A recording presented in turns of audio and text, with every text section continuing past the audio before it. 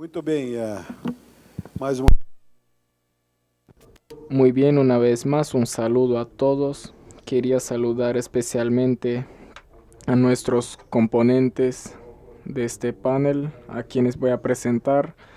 Y también tenemos una invitada en línea que está en Argentina, que hará algunas consideraciones al final, algunas consideraciones virtualmente. Entonces nuestros invitados son el maestro Alberto Cortés y Cortés de la Universidad Católica del Norte, investigador del Instituto de Economía Aplicada Regional IDEA de la Universidad Católica del Norte, profesor adjunto del Instituto de Economía Aplicada Regional de la Universidad Católica del Norte, coordinó el estudio del corredor bioceánico vial de IDEACI, que nosotros vamos a hablar de esto. Fue subsecretario pro tempore del ZICOSUR de 2014 a 2016 y jefe de la Unidad Regional de Asuntos Internacionales del Gobierno Regional de Antofagasta de 2014 a 2018, y agradecemos mucho su presencia. Profesor, es una satisfacción tenerlo aquí. Estábamos comentando que el maestro Hermon, estamos en un movimiento del corredor bioceánico Paranaguá-Antofagasta, y creo que el profesor es el único chileno que está con nosotros hoy. Aguardamos que en los próximos eventos tengamos más personas de Chile con nosotros. ¿Hay alguien más de Chile por ahí? Creo que no. Entonces, muy bienvenido, está representando muy bien a su país.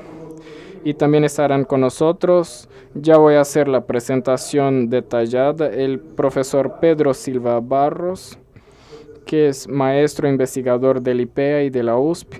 El profesor Pedro también investiga los corredores bioceánicos en Brasil, los asuntos conectados a producción y comercio, que son los asuntos del maestro Pedro, así como los del maestro Herman. Y también como invitados especiales el doctor Fausto Vieira Coutinho, que presenta después, pero el subsecretario de Administración Aduanera y jefe de la Asesoría Legislativa de la Receita Federal, y Glaucia Figueredo Reyes. Usted es jefa de la asesoría, entonces está mal escrito aquí. Entonces, Fausto es subsecretario de Administración Aduanera y Glaucia es nuestra jefa de Asesoría Legislativa de la Receita Federal, Hacienda Federal. Muchas gracias por aceptar nuestra invitación. Bueno, el tema de nuestro panel, y bueno, como mencioné, Buenos Aires, Argentina. Después nos dicen dónde está María Luisa Carbonell, que es coordinadora nacional alterna del CT2 y coordinadora nacional del SCT-COF Mercosur. Ella explicará qué significan estas siglas. Entonces ahora cedo la palabra al maestro Herman Alberto Cortés. Por favor, maestro.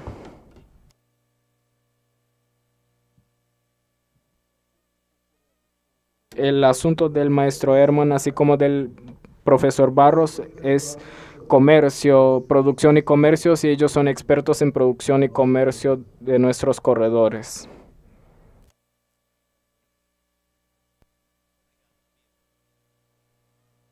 Magnífico evento, por esta invitación, por el honor de venir desde Antofagasta, aunque estamos acá al frente, ¿no?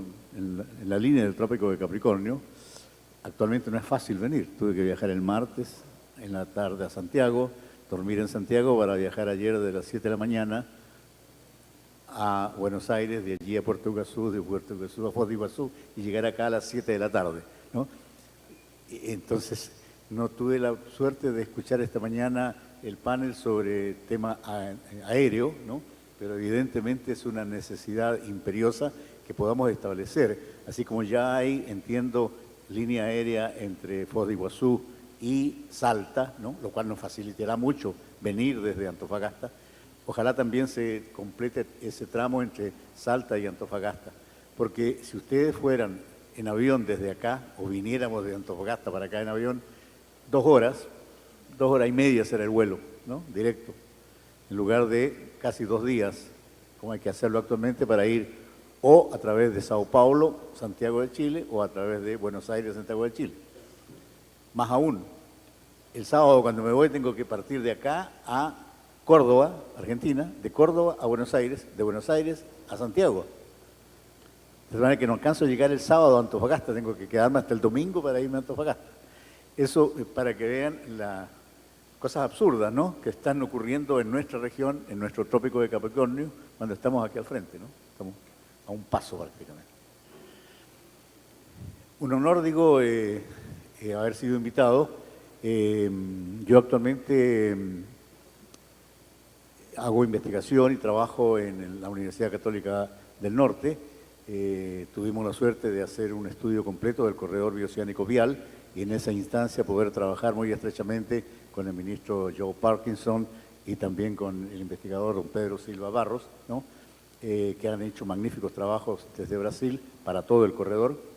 Y por supuesto que me interesó muchísimo conocer más de este posible corredor ferroviario bioceánico, pero sobre todo volver a Foz de Iguazú después de mucho tiempo. La primera vez estuve en el lado paraguayo y llegamos a las cataratas en 1976. Ya les voy a contar un poquito porque quiero justamente partir con una breve reseña histórica de los esfuerzos que se han hecho de integración en el norte de Chile y en consecuencia con las regiones inmediatamente colindantes, ¿no?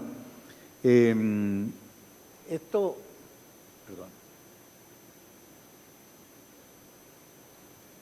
es la zona, ¿no es cierto?, que se creó en 1975 un grupo empresarial que se llamó GEICOS. Esto es Grupo Empresarial Interregional del Centro Oeste Sudamericano, ¿no? ¿Por qué se creó esto?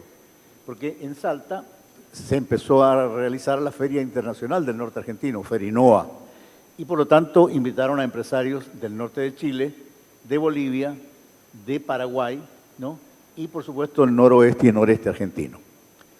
Cuando reunidos en la feria dijeron, creemos un organismo de forma más permanente y se creó este grupo empresarial. ¿Por qué y para qué? El problema es que el proceso de integración hasta ese momento en Sudamérica, ¿no?, de la LALC, de la LADI, ¿no?, había generado un gran desequilibrio en el desarrollo entre la zona de Sao Paulo con Buenos Aires, Montevideo y Santiago, Valparaíso. Allí le llamábamos la medialuna fértil o la banana fértil, ¿no?, en desmedro de toda esta zona de menor desarrollo económico relativo. Entonces lo que se trataba, y se ha tratado después incluso con Sicosur, ya lo voy a comentar, era de unir fuerzas para crear una forma de subir el desarrollo también y poder de alguna manera no competir, pero tratar de nivelar lo que ocurría con Sao Paulo y con Buenos Aires y con Santiago. Este fue el primer paso. Los empresarios hicieron los esfuerzos del caso, pero obviamente no había financiamiento, no tenían todas las facilidades gubernamentales para la gestión de la infraestructura, etcétera, de tal manera de que llegaron la etapa de que actuaran los gobiernos subnacionales, vale decir, los estados, en el caso de Brasil, que ya se había incorporado con algunos estados, o los gobiernos provinciales, en el caso de Argentina, o departamentales, en el caso de Paraguay y de Bolivia, o regionales, en el caso de las regiones del norte de Chile, y también se incorporaron algunos departamentos, regiones después del sur del Perú. Y se creó este organismo, que lo he escuchado aquí muy poco y me imagino por lo mismo también se conoce muy poco, pero que existe desde 1997, cuando en Antofagasta se realizó la primera, no fue una asamblea y declarar vamos a iniciar la Sicosur, no, fue simplemente un encuentro entre empresas y gobiernos del centro oeste sudamericano con el Asia Pacífico, ¿no? Y desde allí empezó a funcionar Sicosur, ¿no? Primero en Antofagasta, el segundo año 1998 sesionó en Salta y después siguió en distintas ciudades y regiones funcionando y actualmente existe, ¿no? Su sede está en Tucumán, ¿no? El gobierno de Tucumán tiene la presidencia pro tempore y la secretaría pro tempore y ha incorporado a muchos más gobiernos, entre ellos incluso a Uruguay, ¿no? pero también aquí han incorporado a algunas otras provincias argentinas como Córdoba, Santa Fe, etcétera, que no eran estrictamente las originarias, que eran solamente noroeste y noreste, ¿no? Pero en definitiva, hay ahora 7 países en torno a este organismo, más de 70 estados subnacionales, y yo creo que los esfuerzos que se están haciendo desde acá debieran de alguna manera compatibilizarse y tratar de tener sinergia, ¿no?, y apoyos mutuos con los esfuerzos que se hacen desde Sicosur. Ahora, aquí en Sicosur ya recién veíamos aquí el corredor bioceánico que apareció en año 2015, ¿no es cierto?, con la declaración de Asunción. Y el corredor bioceánico va solamente desde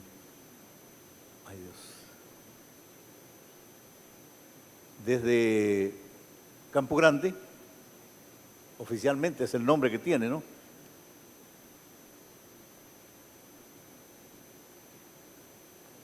Y atraviesa, por lo tanto, el Chaco paraguayo, pasa por el noroeste argentino, Salta y Jujuy, y termina en consecuencia en los puertos del norte de Chile. Por Dios, estoy totalmente perdido con esto. Este corredor, ustedes lo conocen, lo han escuchado mejor que lo que yo voy a explicarles, lo explicó ayer el ministro Parkinson, hoy se ha hecho varias referencias a ello también. Va desde Campo Grande, aun cuando obviamente le llaman bioceánico porque puede unirse con Santos, con Sao Paulo, y luego de pasar Puerto Murtiño y Carmelo Peralta acá al cruzar el río Paraguay, puente que se empieza a construir, entiendo, hacia finales de este año.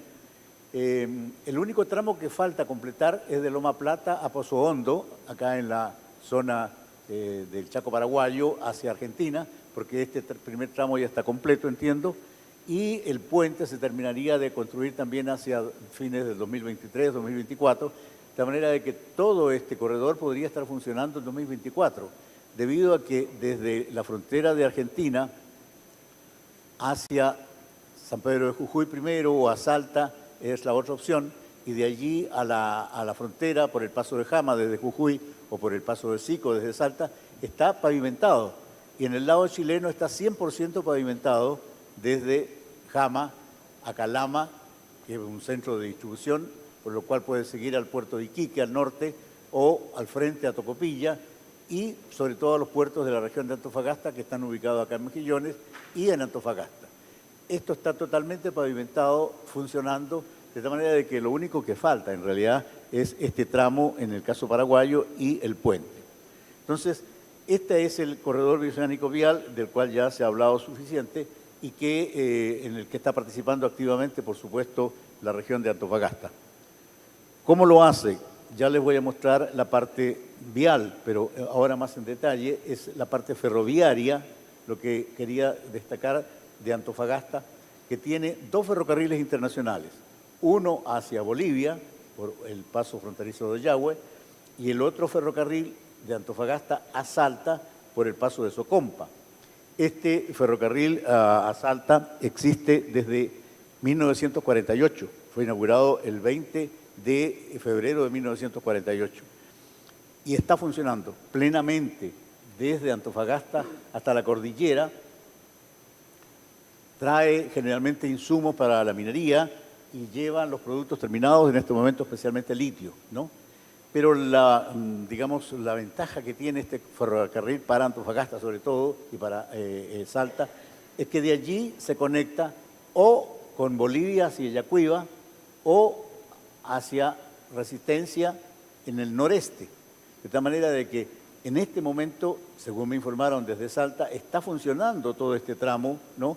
O sea, está funcionando. Podría funcionar, está habilitado para que funcione, de tal manera de que podría haber cargas desde Resistencia por ferrocarril hasta Güemes, centro de distribución frente a Salta, y luego subir por Salta a la cordillera hasta Socompa, que es la estación fronteriza, ¿no?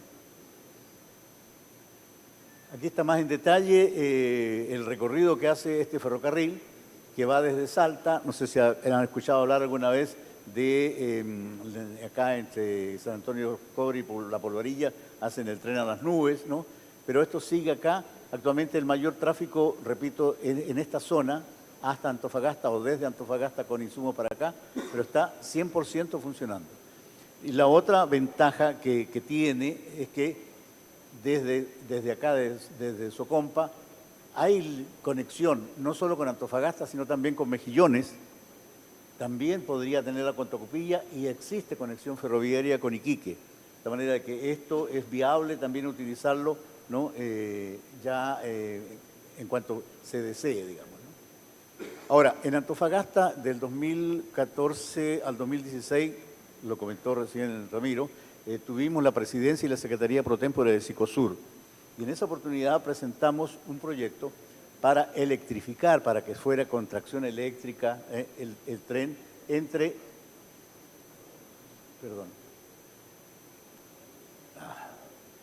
el tren entre los puertos de Antofagasta y de...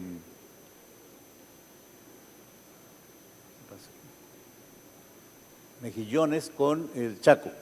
Ahora sí que se trabó aquí. Ese proyecto de tren eléctrico, ¿no? No quedó más allá que en una idea, que un proyecto, pero es viable. En esa oportunidad lo que estaba previsto era la posibilidad de máquinas que generan electricidad, carros que generan electricidad a su vez, para facilitar el acceso a la cordillera y luego la subida y bajada en la cordillera, que es lo más difícil acá entre Salta y Antofagasta. Pero que el ferrocarril pudiera llegar, como es la misma trocha angosta, hasta Resistencia con eléctrico.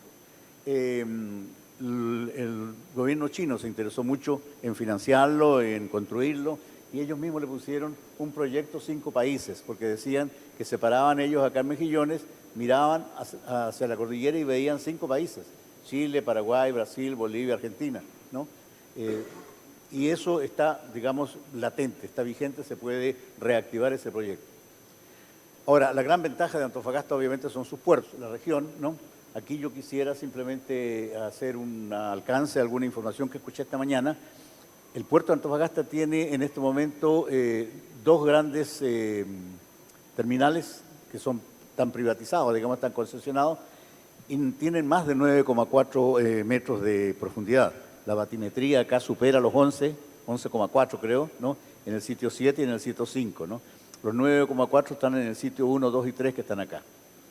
Y lo otro es que Mejillones es una bahía que tiene 7 terminales portuarios. Tiene una capacidad para 11 terminales portuarios. Están funcionando 7. La mayoría son privados, de uso privado, o sea, simplemente empresas que han construido para traer su ácido úrico, su ácido para la minería, digamos, ¿no? O para embarcar o desembarcar minerales. El puerto multipropósito, que es de Codelco, que es público, es este, ¿no? Este que es Puerto Angamos, ¿no? Al cual pueden llegar buques post-Panamax, ¿no? Igual como los post-Panamax que pueden llegar acá a Antofagasta.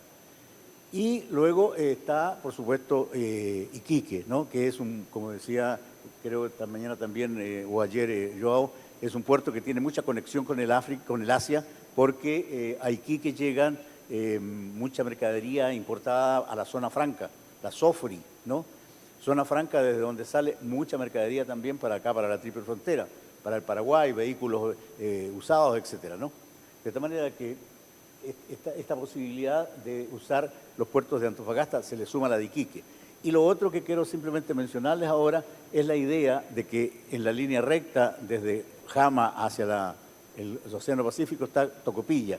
Tiene 2 terminales que en este momento no tienen un uso específico de comercio internacional, sino que uno embarca salitre y el otro que ya quedó sin uso porque desembarcaba carbón para una planta termoeléctrica que ya no funciona.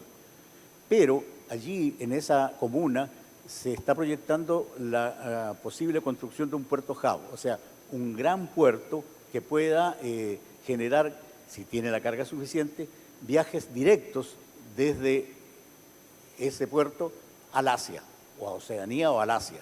Eso ahorraría, ¿no es cierto?, días de viaje y podría compensar los costos del cruce de la cordillera. Ahora, para eso sí se necesita que hayan 3 o 4 corredores bioceánicos funcionando. Me imagino que Pedro Silva Barros luego les contará de otro corredor que Brasil está ya avanzando hacia el sur del Perú. Está el que hemos comentado, que puede ser ferroviario y puede ser rodoviario, como ya es un hecho. Y hacia el sur, en el caso de Antofagasta, está en Atacama, desde Catamarca y La Rioja de Argentina, cruzada hacia los puertos de Caldera y Chañaral en Atacama, que es la región que sigue de Antofagasta, y un poco más al sur está el puerto que comentaba, creo, el señor cónsul ayer, desde San Juan por un túnel hasta Serena y el puerto de Coquimbo. Entonces, si funcionaran todos esos corredores, con seguridad se generaría la carga suficiente para que se justifique, digamos, un puerto hub, que estamos hablando de buques post-Panamax de 200.000, 300.000, 400.000 toneladas, ¿no? La otra ventaja que tiene Antofagasta es que posee estos dos pasos internacionales, Jama y Sico, ¿no? Entonces, desde Jujuy, Jama llega a San Pedro de Atacama y desde ahí a Calama, repito, para bajar luego o a Antofagasta, Mejillones de Antofagasta, o a Tocopilla en directo, o hacia el norte a Iquique, ¿no? El otro paso internacional es Sico, que va directamente desde Salta, ¿no?, que es lo que generalmente han usado muchos empresarios que han ido a reuniones a Antofagasta desde Santa Catarina, incluso creo que algunos de Paraná hace algunos años, que hacían todo el trayecto desde acá, digamos, a Salta y luego a Antofagasta. Antofagasta además tiene otro paso internacional, dos con Bolivia, por Ollagüe, y acá, cerca de San Pedro de Atacama, por el Hito Cajón, también hacia Bolivia. O sea, Antofagasta tiene 4 pasos internacionales. Ojalá que se vaya a ver ahora más en detalle, pero aquí, en Jama y en Sico, son puestos fronterizos de cabecera única, puestos integrados, vale decir, es un solo local donde funciona la aduana argentina y la aduana chilena. Y le llaman trabajo codo a codo, están al lado unos de otros los funcionarios, de manera que el vehículo para una sola vez, se hace una sola revisión en la práctica, ¿no? Eso existe y funciona ya en Jama y en Sico. Luego en el tema aeroportuario, Antofagasta tiene 2 aeropuertos internacionales, Calama y Antofagasta. En Antofagasta además tiene una instalación para carga refrigerada autorizada por el organismo pertinente de Estados Unidos. Se lleva pescado y otra serie de productos, de manera que podría ser un nexo también para el tipo de carga refrigerada si ustedes lo desearan utilizar. Esta parte es importante porque podría haber emprendimientos, inversiones, quiere decir, de empresarios brasileños. Hay varios proyectos de zonas de apoyo logístico. Este que se ve acá es para el puerto de Antofagasta, le llaman justamente el desarrollo logístico de Capricornio. Son casi 50 hectáreas, ¿no? Por aquí pasa el ferrocarril, por aquí pasa la carretera 5, que es la Panamericana en Chile, o sea, está totalmente conectado con Sico, con Jama y con tema ferroviario. En esta área, aquí hay 10 hectáreas destinadas a la zona franca de Paraguay, sobre lo cual quisiera hablarles enseguida, ¿no? Luego hay otros proyectos, en el caso de Mejillones, quiere tener también su zona franca, su zona de apoyo logístico.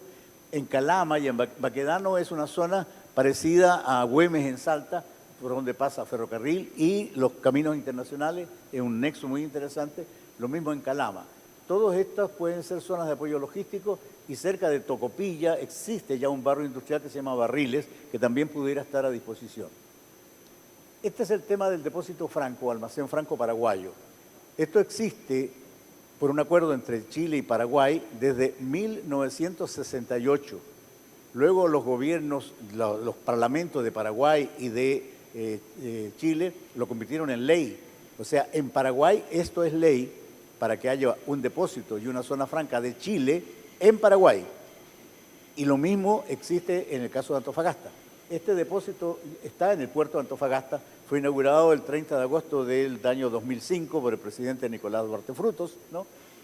Pero hasta el momento Paraguay no lo ha ocupado, ni de exportación ni de importación. Pero además está la zona franca, los 10 hectáreas que les mostraba recién, a 30 kilómetros del puerto de Antofagasta, donde Paraguay puede internar equipos, maquinaria, sin pagar ningún arancel, puede procesar, ¿no?, convertir materias primas en productos ya terminados, puede exportar al resto de Chile o a los mercados del Pacífico. Pero aquí va un poco mi reto, mi desafío. Puede que no lo ocupe solo Paraguay, puede ocuparlo la triple frontera a través de Paraguay, de tal manera de que ya tendrían una conexión, un nexo con el Pacífico por una serie de facilidades arancelarias, de tasas de impuestos, de gastos normales en aduana. Allí prácticamente no hay, ¿no? Son algunos gastos operativos solamente. Y luego está, lo único que falta aquí para que funcione esta zona franca es que el gobierno de Chile, a través del Ministerio de Hacienda, la Dirección de Aduana, dicte el reglamento que le permita operar a esta zona franca. Para eso un poquito de presión de los respectivos gobiernos y sale, porque, repito, está el terreno, está la ley, o sea, está prácticamente todo, ¿no? Bueno, y termino con esto, ya que hablamos de producción y comercio. La zona de Antofagasta empezó, ¿no es cierto?, con el salitre, los fertilizantes en general. Estamos hablando de finales del siglo pasado, del siglo XIX prácticamente. Luego el cobre, que sigue vigente, es el sueldo de Chile todavía, pero también ahora ya está el litio, ¿no?, que junto con Bolivia y junto con el noreste argentino, Salta, Jujuy, Catamarca, tienen las reservas mayores de litio del mundo, ¿no? Y la otra característica son las energías no convencionales, tanto la energía eólica, ¿no?, como la energía solar, ¿no? Y además hay energía geotérmica, hay plantas de energía geotérmica funcionando en Antofagasta. De tal manera de que hacia el año 2030, más del 40% de la energía de Chile va a ser no convencional y de la cual la mayor parte va a ser aportada por Antofagasta. Con eso y con el agua el agua de mar se le desaliniza, se está usando en la minería, pero se está usando en las ciudades hace rato. Antofagasta, la ciudad de Antofagasta, 500.000 habitantes, el 50% de la población consume agua desalada y va a terminar luego ya una segunda planta desaladora y el 100% del consumo va a ser de agua desalada. Entonces, con esa agua y la electricidad, porque se requiere mucha electricidad para esto, el hidrógeno, por lo tanto, como no hay ninguna quema de ningún fósil para producirlo, le llaman el hidrógeno verde, ¿no es cierto?, va a ser una gran producción en Antofagasta que ya se está comercializando, incluso a priori, en Europa. En estos días hay una delegación de empresarios, de municipalidades, etcétera, antofagastinos, en Alemania, en un evento mundial que hay de hidrógeno verde, porque a Chile lo están apurando para que empiece a producir el hidrógeno verde, con el cual además se solucionará los problemas de preocupaciones que he escuchado de por qué los camiones van a seguir contaminando o el ferrocarril va a seguir contaminando, porque este es el combustible y la energía del futuro, ¿no?, y del futuro muy próximo.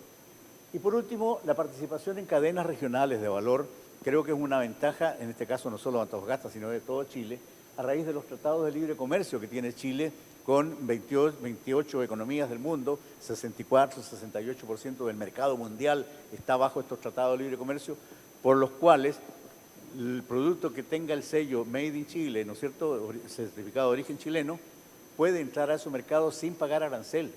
Entonces es una ventaja que fluctúa dependiendo del mercado de destino entre el 10 al 20% de menor costo, de mayor competitividad en que el producto con materias primas brasileñas, paraguayas, argentinas, elaboradas en territorio chileno por empresas argentinas, paraguayas, mixtas, etcétera, ¿no?, pueden entrar con una competitividad mucho mayor, sea con menor precio, sea con mayor utilidad.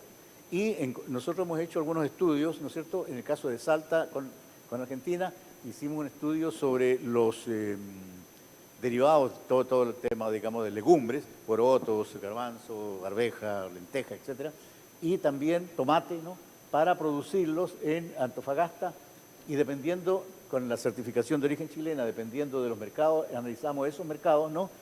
Repito, el promedio de menor precio es el 10% por lo menos. De manera de que si hay empresarios interesados en explorar esas posibilidades, estamos atentos para atenderlos, por supuesto, en Antofagasta, ya sea en forma privada o en la universidad. Y lo último es que, gracias a la invitación de las universidades de esta zona, nos incorporamos en Antofagasta como una de las universidades en la Cátedra Araucaria, que va a funcionar en todo el área del Trópico de Capricornio, no solo en Sudamérica, sino que dando la vuelta al mundo, ¿cierto, Ramiro? Va a estar en Australia,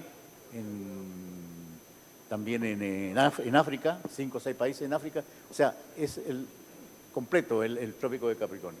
En el caso nuestro, ¿no? Hay, entiendo, ya más de 25 universidades, ¿no? De manera que algunos de los proyectos de lo que se está hablando acá seguramente van a ser investigados, van a ser estudiados. En esta cátedra nosotros desde Antofagasta aportaremos lo nuestro de algunas de las cosas que les he contado y algunas otras que nos puedan encargar. Y esto entonces va a ser en realidad nuestro aporte, ¿no? Esta ha sido mi presentación. Allí está también mi correo electrónico. Si quieren, a través de esto llegan a mi blog particular, en el cual normalmente estoy poniendo informaciones sobre todo este proceso y lo voy a completar ahora porque hace rato que yo vengo escribiendo sobre estos temas, de tal manera que puedan tener algunas otras referencias ustedes. Y después de esto, tengo un encargo muy especial.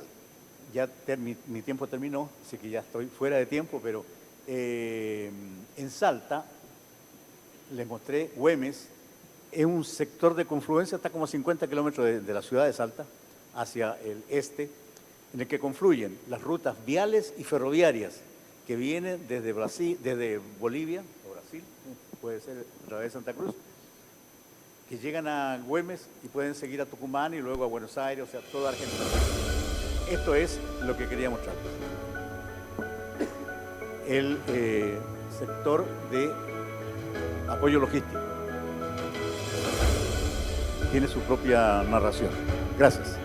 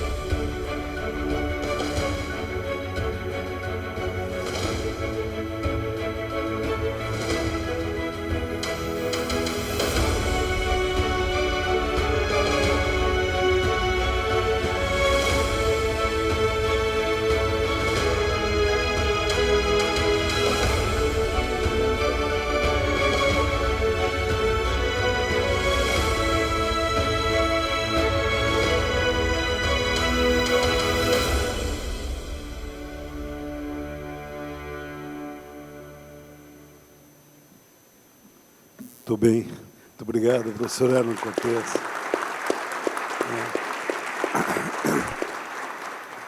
Profesor Herman faz... El maestro Aaron hace parte de la historia de este corredor bioceánico y de los corredores viales también. Es una enorme satisfacción tenerlo con nosotros y que podamos continuar con su conocimiento acerca de toda esa región y de las posibilidades y alternativas que tenemos para consolidar, de hecho, un corredor de ferrocarril o multimodales logísticos que son muy importantes. Como él mencionó, ya tuve la oportunidad de hablar un poco ayer. Vamos a crear ahí 3 de junio aquí en Foz de Iguazú, en el Parque Nacional, la Cátedra Araucaria de Desarrollo Sostenible del Corredor Bioceánico, con la participación de casi 3 docenas de universidades que están en este corredor, de Paraná, Mato Grosso del Sur, Santa Catarina, las principales universidades nuestras de Paraguay, del norte de Chile, principalmente el norte de Chile y también principalmente el norte argentino. Como la intención es el eje Capricornio, el eje que perpasa también el continente africano. Y hay muchas investigaciones. En Brasil es muy fuerte en el área del agro y el tema de la latitud en la agricultura tropical. Nosotros somos tal vez el país que más tiene investigación en el mundo y realmente nosotros tenemos una capacidad muy grande de apoyar el desarrollo del agro, sea en el corredor bioceánico de Capricornio aquí en Sudamérica o aún mismo en África en el futuro. Entonces nuestro corredor el eje Capricornio en África pasa en los países de Namibia, Botsuana, Sudáfrica, Mozambique y Madagascar, y después Australia.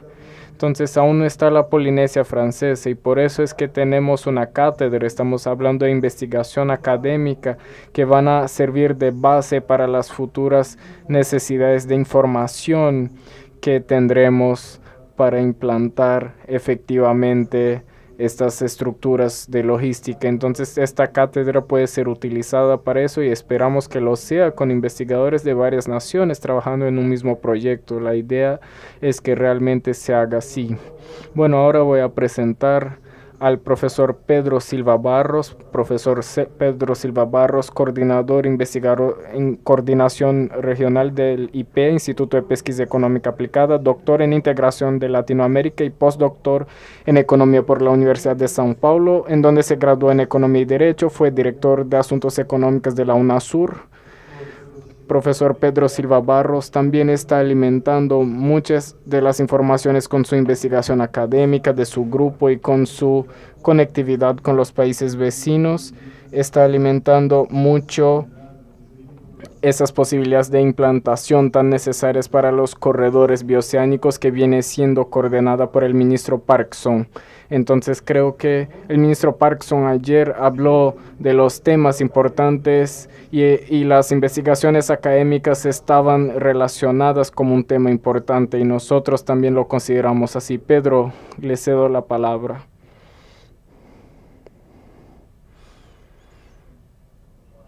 Buenas tardes a todos. Maestro Ramiro, es un enorme placer para mí estar aquí en Foz de Iguazú para poder aprender mucho en esos hasta aquí 2 días, ayer y hoy, en todas las sesiones muy provechosas. Es un honor también participar de este panel con el maestro Ernel Cortés, una enciclopedia chilena del eje Capricornio del corredor bioceánico. Quería también saludar a Fausto Glaucia. Un saludo especial al ministro João Parkinson, que para mí como funcionario público más joven es un ejemplo de dedicación.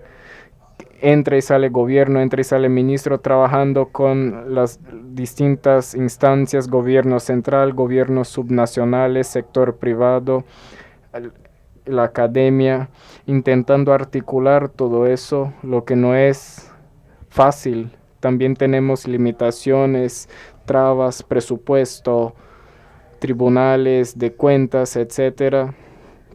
Y dejo público aquí mi reconocimiento a João Parkinson, y quien no tengo dudas que es el funcionario más empeñado en las discusiones de integración regional, y todos los compañeros, algunos que ya conocía y otros a quienes con quien tuve la oportunidad de intercambiar ideas ayer, hoy, y espero que podamos seguir en los próximos años, porque estamos en un momento especial aquí en esta semana, pero sin lugar a dudas es un proyecto de largo plazo.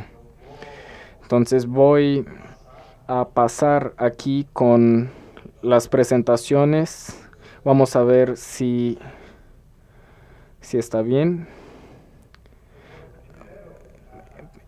Primero, el título, ustedes vieron, estaba como Red Interoceánica, que viene mucho esa idea puesta aquí por algunos, pero en especial por Bernardo Figueiredo por la mañana, que no bastan los corredores. Cuanto más se forma una parrilla con varias interconexiones, mejor. Y el mensaje, si es para elegir un mensaje de mi presentación de hoy, me gustaría entonces pasar esa idea de que un corredor solamente será posibilitado si varios corredores son viabilizados. No basta una línea, una carretera, no importa qué modal sea, no justificará ni viabilizará la interconexión, que es lo que es decisivo para Brasil hoy, que es conectarse al Pacífico de varias formas, sea por el Atlántico Índico, pero también cruzando los Andes. no sé si la última, pero es la próxima marcha hacia el oeste a Brasil. Estamos aquí en el extremo oeste de Paraná. La próxima marcha hacia el oeste será cruzar los Andes y vamos a cruzar los Andes junto a nuestros países vecinos, junto a los paraguayos, los argentinos y junto a los chilenos. Ese es nuestro proyecto de integración de largo plazo, en conjunto, no conflictivo, en la medida de lo posible coordinados, pero el mundo está cambiando. Brasil está cambiando, es un cambio silencioso, esa marcha hacia el oeste. Voy a mostrar con datos que probablemente algunos no han visto, por lo menos compilados de esta forma, porque buena parte de la presentación es inédita. Y no se preocupen tanto, no voy a leer todos los puntos que están en las diapositivas. Las diapositivas, el conjunto, la presentación estará disponible y ahí los datos, detalles, todos tienen las fuentes ahí y pueden consultar. Voy apenas a reforzar algunas ideas centrales. Pero Sudamérica tiene su lugar en el mundo. Si miramos un mapa comercial del mundo, estamos en la periferia, una de las últimas periferias. Y nosotros, conectados al Pacífico, estaremos menos mal posicionados. No hay un determinismo geográfico absoluto, pero el mundo en las últimas décadas, de modo muy acelerado, está transitando. El centro económico del mundo está transitando del Atlántico Norte a Asia Pacífico y nosotros estábamos en una posición relativamente favorable en el Atlántico Sur, pero ahora el Atlántico Sur ya no es tan favorable y podemos estar mejor posicionados si actuamos en conjunto con Chile, con Perú y con nuestros vecinos en general. Aquí los mapas del mundo son siempre, ustedes saben, eso está en las clases de geografía. Son expresiones políticas también. Pueden ser dibujados de varias maneras. Todos los mapas presentan alguna distorsión. Este mapa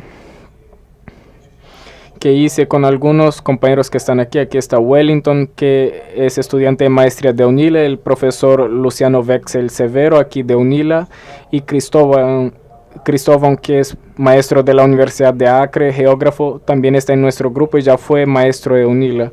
Y dibujamos ese mapa con Cuiabá en el centro por dos razones. Cuiabá, uno de ellos, es que es el centro geodésico de Sudamérica. Está a la misma distancia del extremo norte que del extremo sur de Sudamérica y la misma distancia del extremo este y oeste. Pero es también la región hoy más dinámica. No la que más produce, sino la que más aumenta su producción en Brasil y en Sudamérica.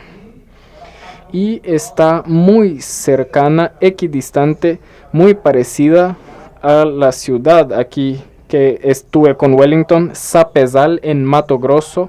Está a la misma distancia de Santos y de Arica, exactamente 2.113 kilómetros. Pero nuestra producción está todavía al occidente ya, y cuando hablo de nuestra producción es la producción no necesariamente en Brasil, sino articulada con Brasil.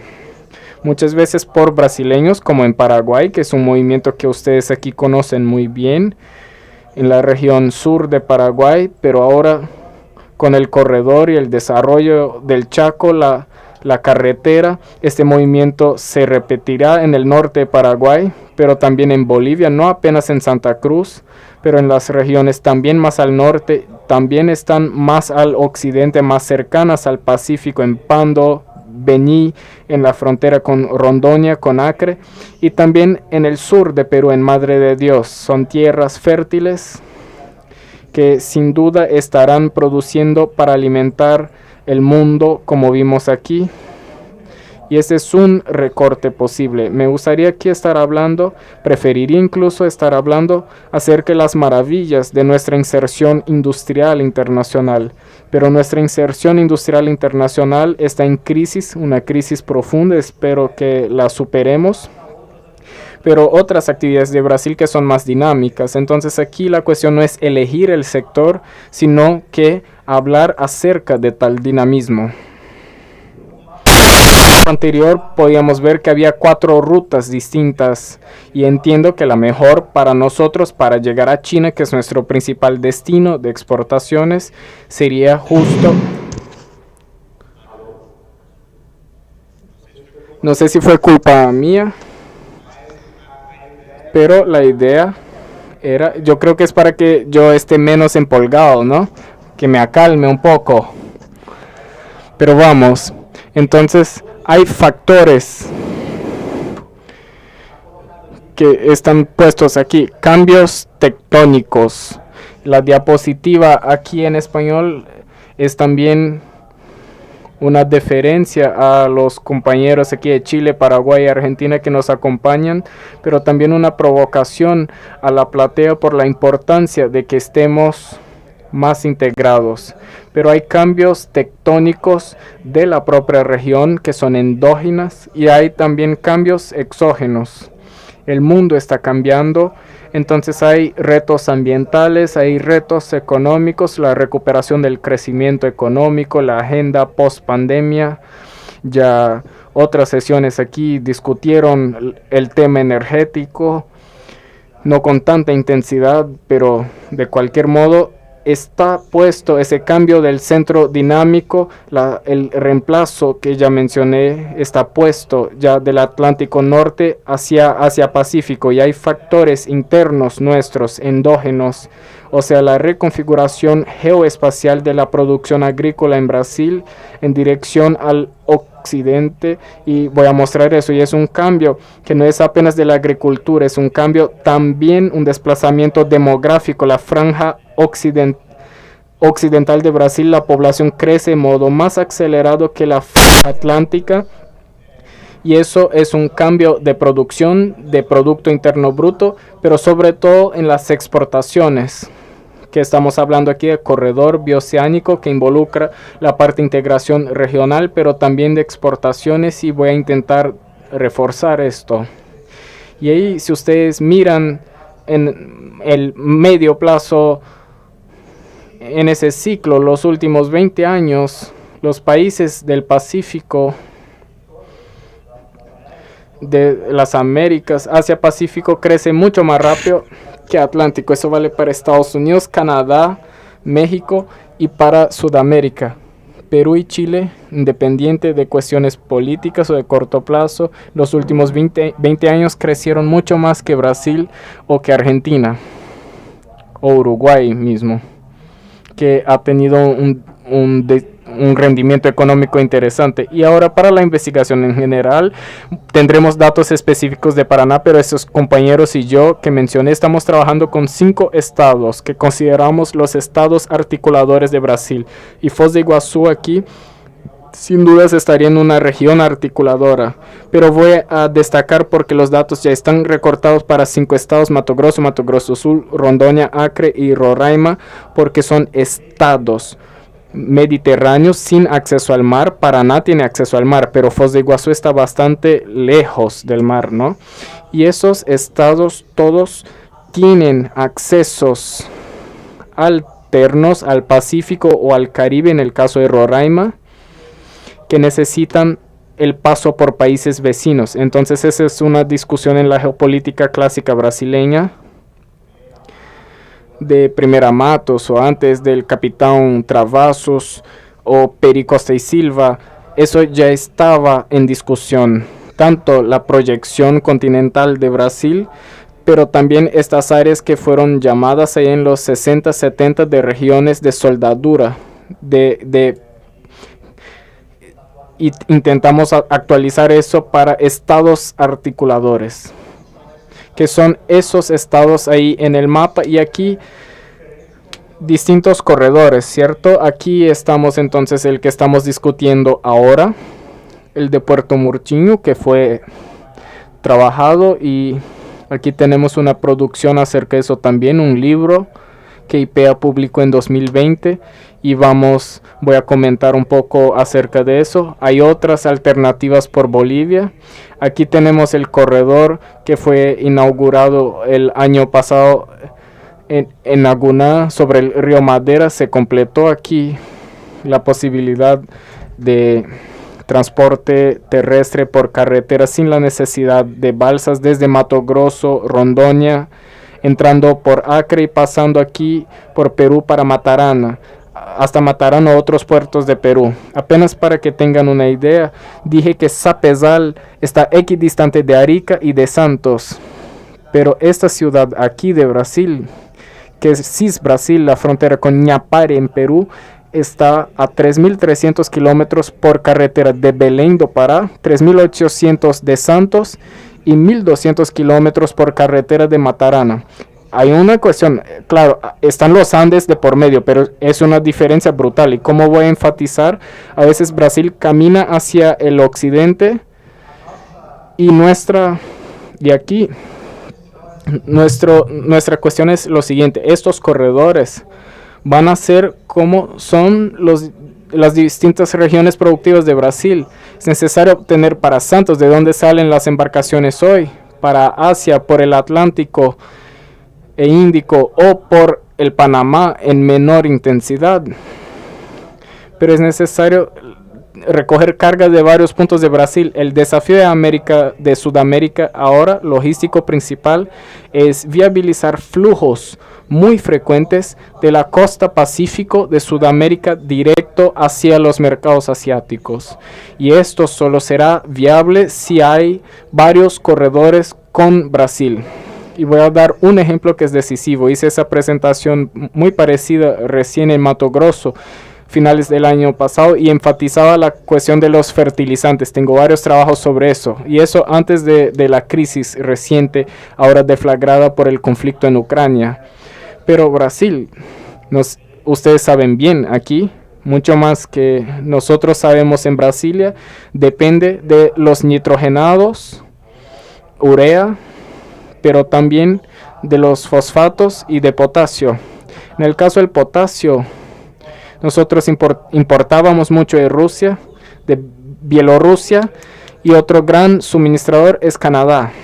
Mato Grosso hace 3 años tenía como principal origen de sus importaciones Canadá.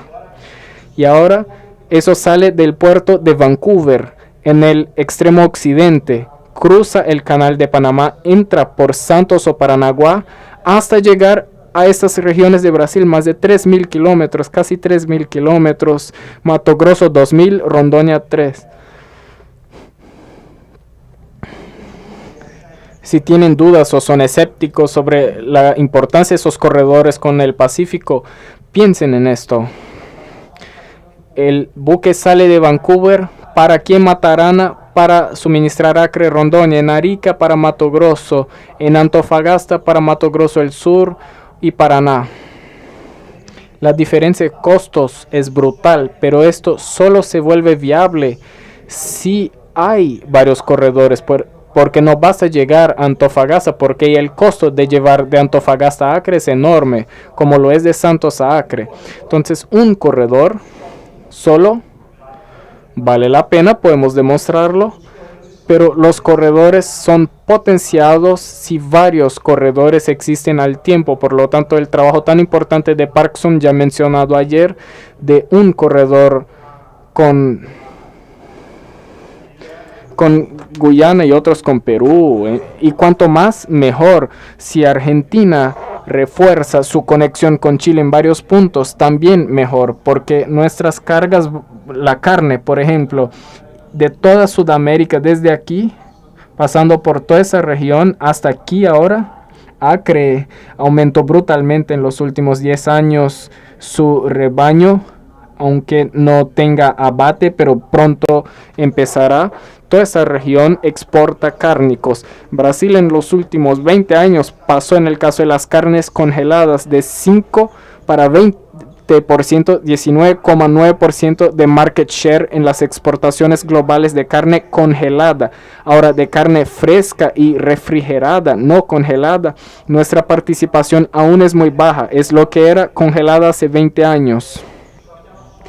Pero ella solo será viable para los mercados más dinámicos del mundo si tenemos varios corredores con flujos muy frecuentes de varios puntos del Pacífico. Entonces, por la mañana que vimos la presentación de la empresa de logística, que dijo que nosotros no tenemos en otros países, yo entiendo que viabilizando los corredores ella o otras brasileñas estarán también aquí, así como las agencias de Estado de Brasil estarán también aquí haciendo presencia en el puerto, en Antofagasta o que sea, en Perú, en Chile.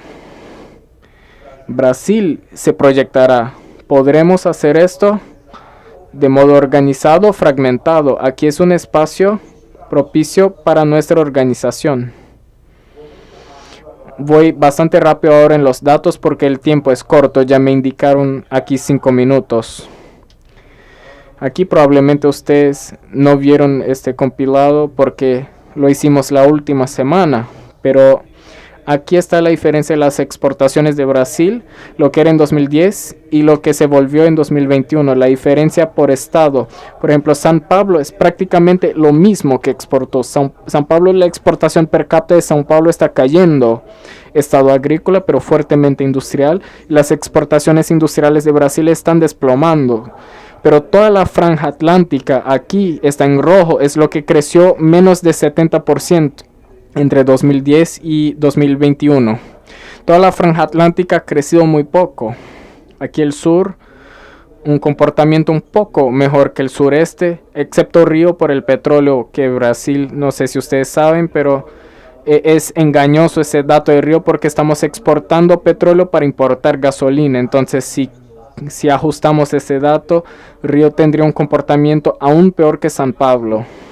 Ahora esos estados verdes han tenido un crecimiento bastante más grande. Claro que la base es menor, pero no sé si la mayor parte del público es paranaense, pero sabemos que Mato Grosso ya exporta mucho más que Paraná. Mato Grosso exporta más de 20 millones de dólares anuales y Paraná exporta casi 20. Mato Grosso ya pasó. Mato Grosso es un estado bastante menor y aquí van a poder mirar con calma,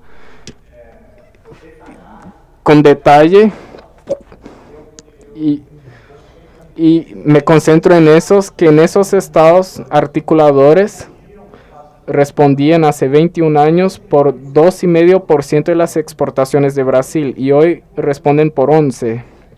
Es mucho, considerando que la población era en 4% y ahora 4,6%. Entonces hay un crecimiento demográfico arriba del promedio brasileño, aunque más lento, pero ese crecimiento es brutal y ese aquí está muy lejos de nuestros puertos tradicionales del Atlántico y menos lejos de los puertos alternos en Perú, Chile o en Guyana. Entonces aquí la participación de Paraná es relativamente estable, aunque cayendo un poco. Aquí como Paraná está detrás de Mato Grosso. Mato Grosso jala todo este grupo y aquí las exportaciones per cápita, que poco se utiliza, pero Mato Grosso ya tiene casi $2,500 per cápita. Mato Grosso del Sur y Mato Grosso más de $6,000. Para efectos comparativos, China, que es el gran país del mundo hoy, exporta en términos per cápita, una población inmensa, ustedes saben, pero $1,800 per cápita. Mato Grosso exporta 3 veces más por persona que China en promedio. Mato Grosso del Sur avanza bien y estados que prácticamente no exportaban siguen exportando muy poco, pero el crecimiento es muy acelerado. Rondônia era menos de $50 y esos valores son nominales en dólar y pasó a $900. Y aquí la evolución de Paraná era 400 per cápita y está en 1,600, un poco arriba del promedio de Brasil, pero esos estados articuladores ya son más que el doble del promedio brasileño y breve van a ser el triple y después 4 veces.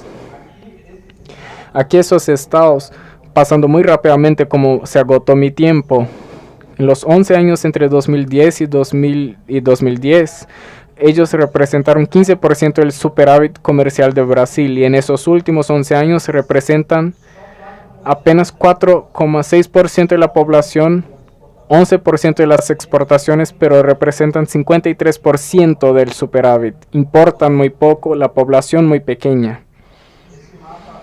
Y en este mapa, como pueden ver con atención, está representado gráficamente cómo nuestras exportaciones del Atlántico eran concentradas a Estados Unidos como destino y ahora como el mapa se va pintando de rojo. La bandera no es roja, pero el mapa de las exportaciones es cada vez más roja. Aquí de Paraná, cómo se destina cada vez más a agro. Hace 2 años, 47% de las exportaciones de Paraná fueron para Asia, siendo China 33%. Y en el último año disminuyó un poco, Estados Unidos recuperó un poco, América del Norte recuperó un poco, pero de cualquier modo. Y entonces después están todos los detalles que les dejo para el que quiera ver. Son datos públicos, claro, pero aquí están ya sistematizados los productos que Paraná más exporta, importa más. Apenas un recorte hecho que es con los países del corredor, como Argentina, los últimos años cayó, pero si tomamos una evolución de largo plazo, hay un ligero incremento que es más o menos la inflación en dólares, una estabilidad en las importaciones de Paraná a Argentina, pero a Chile, para el país Pacífico, ahí sí hay un crecimiento significativo, aunque sea un patamar aún más bajo que el total de Argentina. Entonces, aquí también la mención a Foz de Iguazú y a todas las ciudades que tienen como característica que estén cerca a la frontera oeste de Brasil, que tengan la posibilidad de articulación por carretera o ferrocarril, que es el gran objetivo y esperamos en el largo plazo alcanzarlo.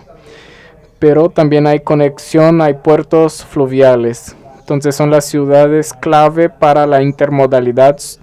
Están los estados articuladores y estas son las ciudades articuladoras. Y entre las ciudades articuladoras de Brasil, Foz de Iguazú es la más grande, la que tiene un tejido social y económico más complejo y que tiene también más potencial. En fin, aquí los otros corredores y el ejemplo de Mato Grosso del Sur. Este es nuestro libro que está disponible en el sitio de IPEA.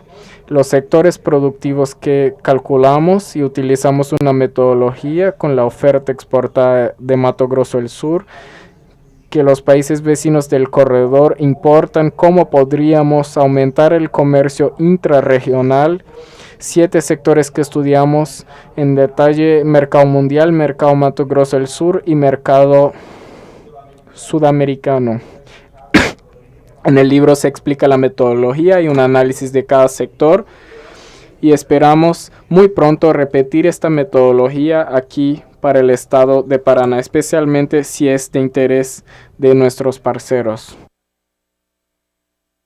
Aquí Parkinson ya comentó esto ayer, la declaración con Perú, la síntesis que los corredores son complementarios, y con eso termino aquí notas técnicas de IPEA que mis compañeros y yo redactamos. Todas esas son de los últimos 2 años y entonces aquí queda la presentación y obviamente estoy abierto para preguntas, cuestionamientos, debates, sea ahora, sea mañana, también estaré aquí todo el día. Y está mi contacto en la diapositiva anterior, está mi contacto pedro.barros@ipea.gov.br. Muchas gracias.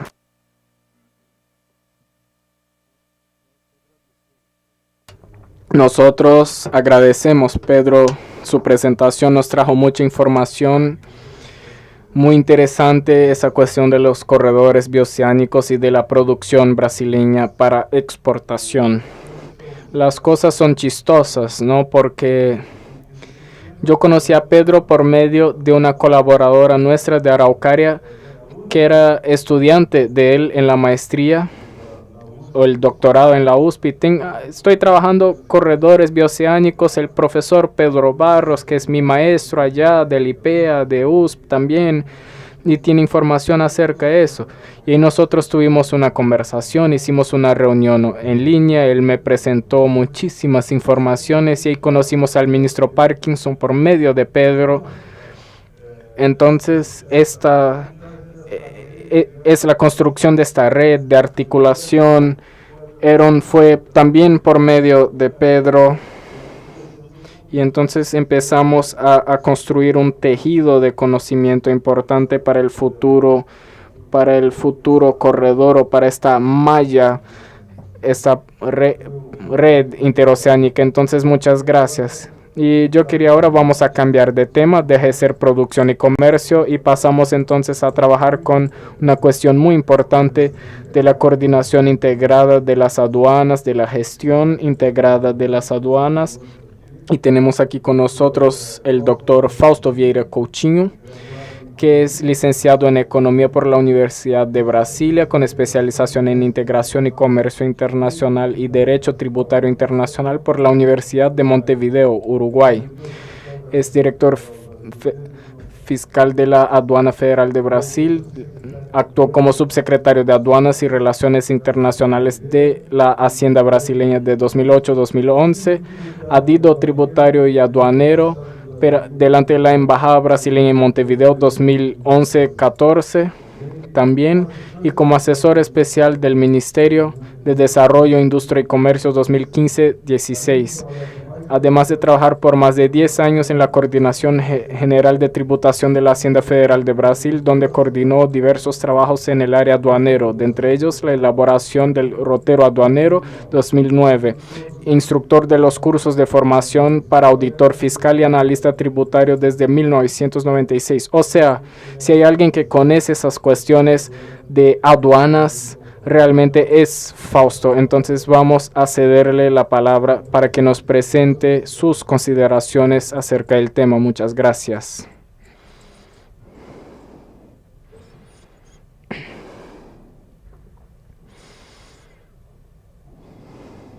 Entonces vamos. Buenas tardes a todos. Saludos aduaneros a todos los presentes.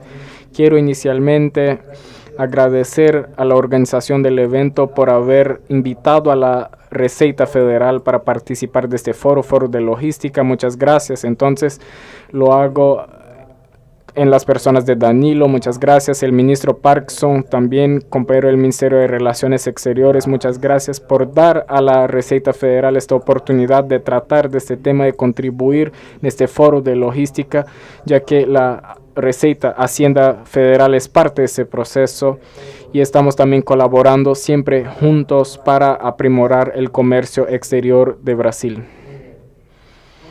Cuando fui invitado para tratar del asunto aquí y se mencionó este tema de la gestión coordinada de fronteras, la verdad es que es un título bastante provocador. Mi idea aquí es transmitirles un poco cuál es la visión de futuro de la Receita Federal en esta área, hasta que lleguemos a esta gestión coordinada de fronteras, y para tanto intentaré aquí en líneas generales mostrarles qué piensa la Receita Federal en temas aduaneros, qué tenemos que hacer, qué ya estamos haciendo, son varios proyectos y qué debe ser hecho para que los órganos públicos, y ahí cuando hablo no apenas de la Receita, pero sino el control aduanero, qué hacen los órganos y agencias públicas que trabajan, que ejercen sus actividades en el área de comercio exterior, deben hacer para que tengamos un comercio exterior, un flujo de comercio exterior mejor, más rápido, seguro y preciso.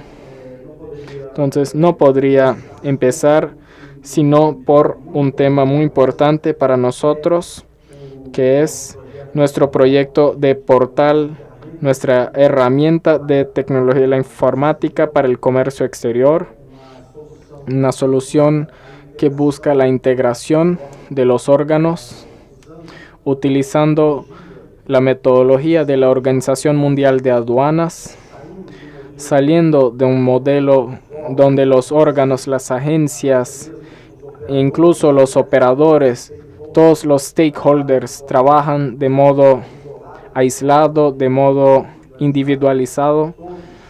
Todos los datos e informaciones pasan a un modelo de ventana única. Creamos entonces un gran banco de datos, una base de datos en que todas las informaciones son depositadas, y a partir de aquello entonces tengo aquí a su lado derecho lo que es el pasado y el futuro que nosotros pretendemos integrar,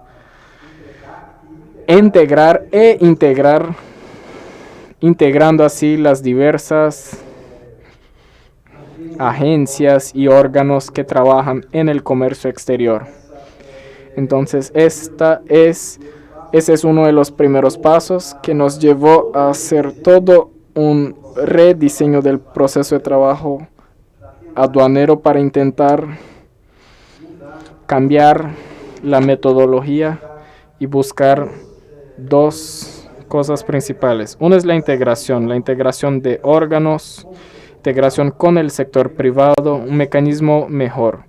Y el segundo, entregar para las agencias, para los órganos, un modelo mejor de gestión de riesgos. Gestión de riesgos es algo que creo que hacemos todos los días, todos hacemos gestión de riesgos en que incorremos. El sector público principalmente debe hacer lo mismo. Por diversos momentos nosotros nos deparamos con riesgos que son altos, tanto de los operadores que están en este comercio exterior, cuanto de las operaciones que se hacen. Tenemos riesgos medianos y también riesgos pequeños. Para que podamos entonces mantener la fluidez del comercio exterior, debemos trabajar estos riesgos para que podamos gastar nuestra energía, utilizar nuestro tiempo en aquellas operaciones que sean de mayor riesgo, dejando las operaciones de bajo riesgo para un segundo momento, quizás para la zona secundaria. Intentar poner en práctica lo que el acuerdo de facilitación del comercio que nosotros firmamos y está vigente hace casi 5 años nos propone, que es aumentar para dar más facilidad al comercio exterior. Nosotros necesitamos trabajar con gestión de riesgos. Entonces, la primera visión nuestra, el portal único de comercio exterior, está en etapa de construcción. Ya entregamos el modal en la exportación y estamos ahora terminando. Estamos en la mitad del desarrollo del módulo de importación para mantener y mejorar el flujo de comercio exterior sin abrir mano del control. Aquí son los números que tenemos. Salimos en 2014. En el inicio de ese desarrollo, de ese proceso, teníamos 13 días de tiempo de despacho, de tiempo de procesamiento en una operación de exportación, y hoy ese tiempo se redujo a 6 días, según estudios internacionales sobre el tema. A cada día que una carga queda en zona primaria en un puerto, esto significa aproximadamente 1% de costo para el comercio exterior, costo de la operación como un todo. Eso significa que de 2014 hasta hoy, que ya estamos 2019, el sistema fue entregado, el módulo de la exportación, y a partir de ahí el tiempo se reduce a 6 días. Tuvimos un ahorro de cerca de 12.5 mil millones de dólares al año con esta reducción apenas del tiempo de permanencia de las cargas en zona primaria, en local aduanero. Y en la importación es algo bastante similar. Teníamos 17 días en 2014, tiempo de procesamiento, y este tiempo se reduce ahora para 7 días, lo que representa cerca de 10 mil millones de dólares anuales de ahorro en costos. Entonces, este es el primer paso que necesito, una herramienta de informática robusta que busque la integración y la utilización masiva de gestión de riesgo con el uso de tecnología de punta. Hoy la Receta Federal, por ejemplo, tiene sistemas como ANITA, como CISAM, que utilizan algoritmos de inteligencia artificial para selección de cargas. Y en un futuro muy cercano, con la integración, con la entrega de todos los módulos de importación, vamos a poder ofrecer para todos órganos públicos que operan en el comercio exterior esta misma posibilidad, aumentando así nuestras posibilidades, nuestro potencial de trabajar la gestión de riesgos enfocado en los operadores de mayor riesgo en zona primaria, transformando la zona primaria en un local de paso de cargas. Eso es lo que el mundo está haciendo y es lo que nosotros queremos hacer, por lo menos desde el punto de vista del sector público. Nosotros vamos un poco más allá. Hicimos una investigación de tiempo de procesamiento, una investigación que se llama Time Release Study. También es una metodología desarrollada en la Organización Mundial de Aduanas. Ella va más allá de decir simplemente cuál es el tiempo. Nosotros la hicimos hoy para importación y estamos haciendo ahora, empezando los estudios para hacer esa misma investigación para los tiempos de exportación. Y el objetivo es ir un poco más a fondo y decir el tiempo, ok, son 6 días, 7 días, pero ¿quién es responsable por cada uno de esos tiempos? Cada uno de los actores que operan, ¿cuál es la responsabilidad de cada uno? Y tuvimos grandes hallazgos, como pueden ver ahí, que apenas 15% del plazo está bajo el sector público, 6% de demás órganos que actúan y 9% de la Hacienda Federal. 85% del tiempo de despacho, de procesamiento, de liberación de una carga. No voy a hablar ni del despacho, que es una parte del proceso, pero la liberación va de la llegada del vehículo de la transportadora a la entrega al exportador. 85% del plazo es responsabilidad o del importador o del depositario. Y eso es una metodología desarrollada por la Organización Mundial de Aduanas. No es algo que se creó en Brasil por la Receita. Es un mecanismo, un estudio no apenas internacional, es reconocido por todos los países del mundo. Entonces ahí tengo el portal único de COMEX, que es un mecanismo, y voy a mostrarles qué es lo que más pensamos en hacer, que ya estamos haciendo para atacar esos puntos y derrumbar aún más esos plazos, mejorar aún más la fluidez del comercio exterior sin pérdida de control. ¿Qué tenemos que hacer? Empiezo con un programa de parcería público-privada. Eso para atacar aquí la cuestión, el tema de, regresando aquí. Bueno, voy a intentar mostrar aquí una metodología para mejorar los tiempos del sector público, del importador y del depositario. Entonces vamos. Para el importador, una otra propuesta que también viene de la Organización Mundial de Aduanas, que es un programa de conformidad. La Hacienda Federal tiene 2 programas de conformidad, uno para las aduanas y el otro para los tributos internos. Área aduanera es el programa OEA, Operador Económico Autorizado, y el programa de tributos internos es el programa CONFIA, que fue lanzado el último año. Y el programa OEA nada más es que eso, una posibilidad de que nosotros demos beneficios para aquellos operadores en los cuales yo confío, o si confío, ¿qué estoy trayendo? Que este operador de alto riesgo pasa a ser un operador de bajo riesgo. No voy a utilizar mi tiempo, mi energía para frenarlo en zona primaria, para fiscalizarlo en el momento 1 o 0. Y él obviamente, en cambio, hará una serie de, nos dará una serie de garantías que nos lleven a transformarlo en operador, reconocerlo como operador confiable. ¿En qué dirección va el mundo? ¿En qué dirección van los países? Por lo que vemos en los foros internacionales, que lo que ellos llaman OEA 2.0, que es llevar a que más de la mitad de los operadores del comercio exterior sean confiables.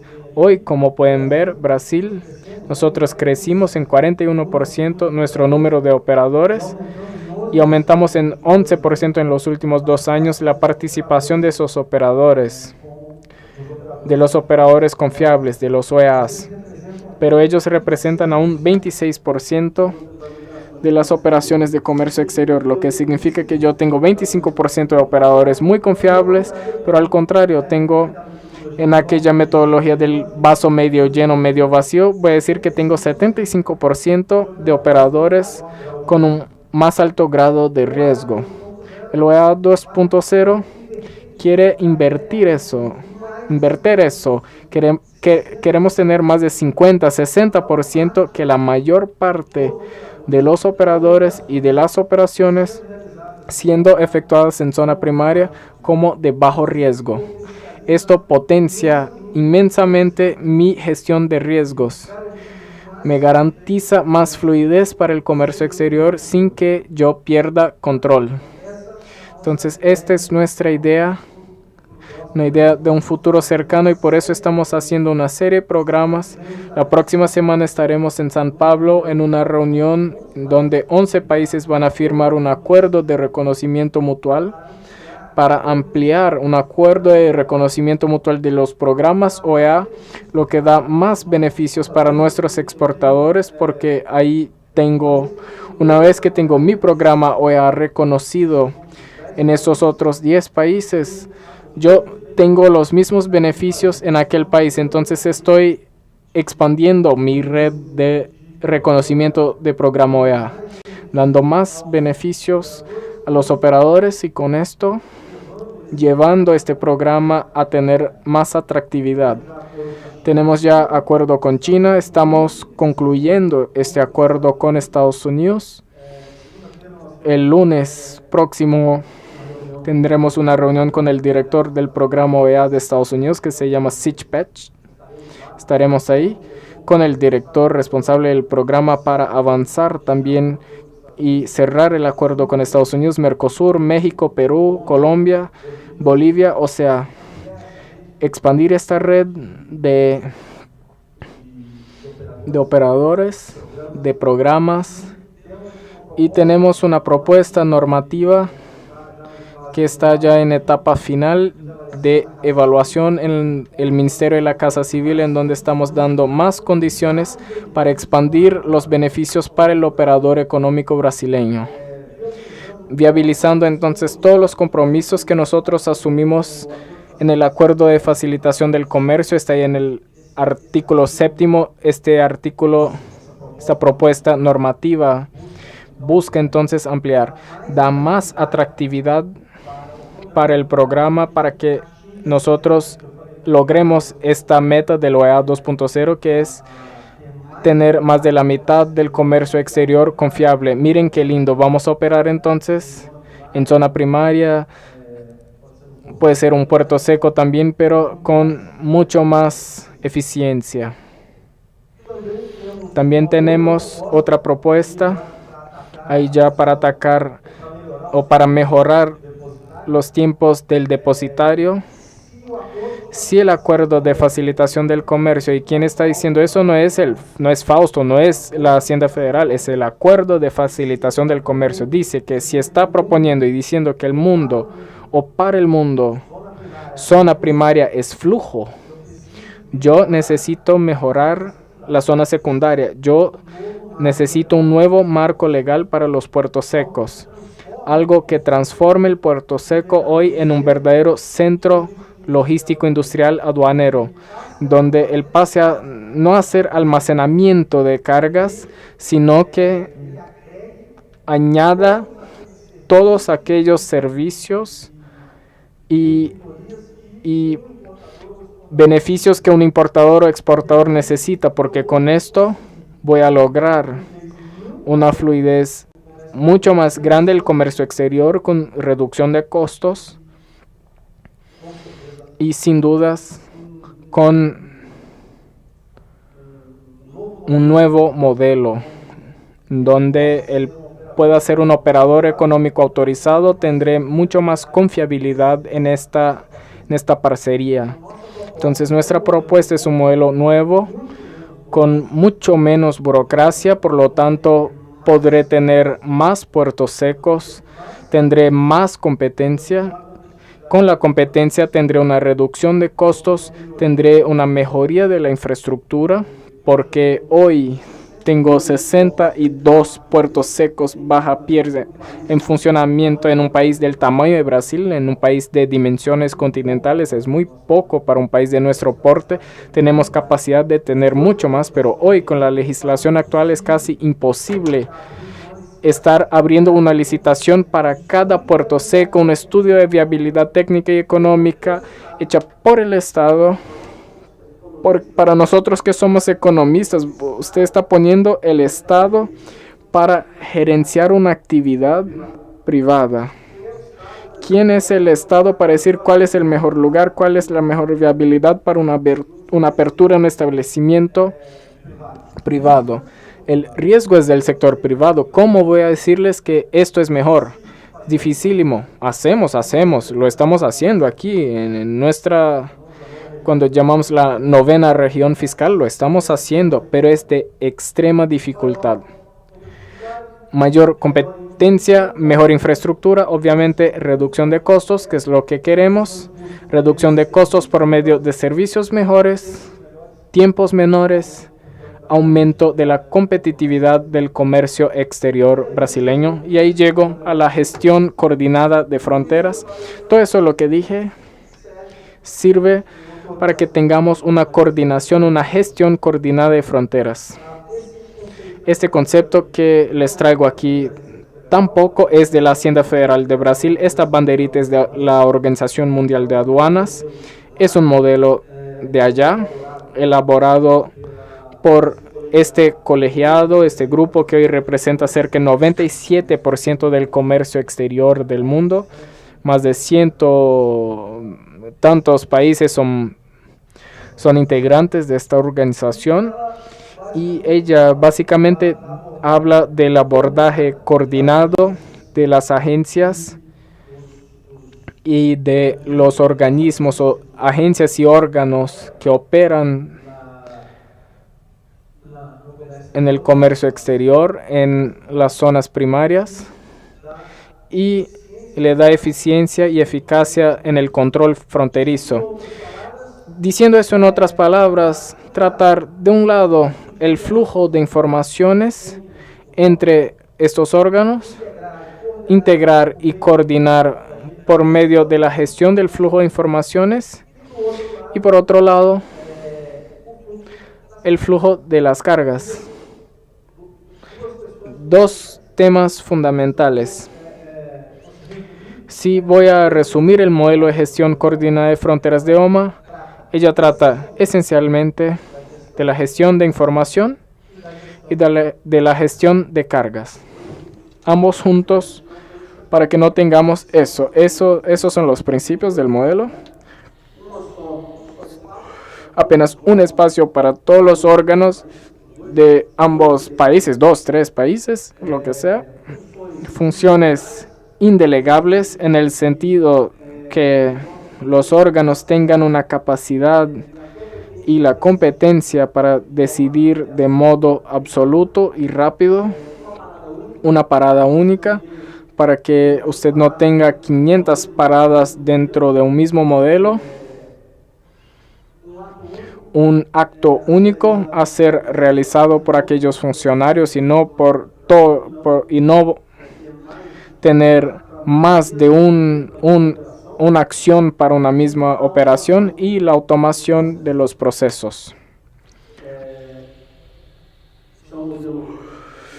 Ese es el modelo sin integración y por lo tanto sin coordinación. Es algo obvio que decimos. Para coordinar necesito primero integrar. Tenemos un modelo, tenemos el modelo de ACIS, tenemos un acuerdo, el acuerdo de Recife, con una idea excelente de hacer la integración, crear estas áreas de control integrado, Pero el acuerdo de Recife fue firmado hace 27 años. Es un modelo que fue muy bien concebido, pero que ya está desactualizado. Necesitamos expandirlo, actualizarlo, traerlo a la modernidad. Con esto, primero la integración, obviamente, pero más allá de la integración necesito la coordinación entre órganos de Brasil y de los países con los cuales hacemos frontera y que queremos hacer esta gestión. Entonces, parada única, un modelo interesante, porque usted tiene 4 operaciones y ellas pueden resumirse a simplemente una operación única en un modelo integrado y coordinado. Porque usted puede decir, que tenemos las A6, pero que las A6 tienen integración, pero es parcial. Y ahí entonces están nuestros retos, desafíos. Hoy no tengo un marco normativo, regulatorio, que haga esta coordinación, que obligue, entre comillas, obliga a que haya coordinación. Estuvimos visitando, tenemos una CI en Dionisio Cerqueira, hay un trabajo fantástico ahí de integración, de búsqueda de coordinación, pero todavía nos hace falta, es una iniciativa de los órganos, un intento de los órganos. No hay un marco regulatorio que institucionalice eso. Necesitamos expandir y mejorar nuestro marco legal, que es el Acuerdo de Recife. No hay un mecanismo tan amplio de intercambio de informaciones. Sin información no hay gestión de riesgo. Y gestión de riesgo ella es necesaria para que yo tenga seguridad. La Receita Federal tiene un modelo que se llama B-Connect, para mejorar y amplificar el intercambio de informaciones de modo seguro, utilizando las redes de blockchain. La verdad, utilizando un blockchain no es la misma red de un Bitcoin, por ejemplo, no es una red pública en que cualquiera puede entrar, participar de ese proceso, hacer una minería, por ejemplo. Es una red privada, cerrada, es pública también porque es entre países, pero es la misma metodología, una red blockchain entre los países, y ahí usted garantiza la fidelidad e integridad de estas informaciones con un costo bastante más bajo, viabilizando por tanto la gestión coordinada de fronteras.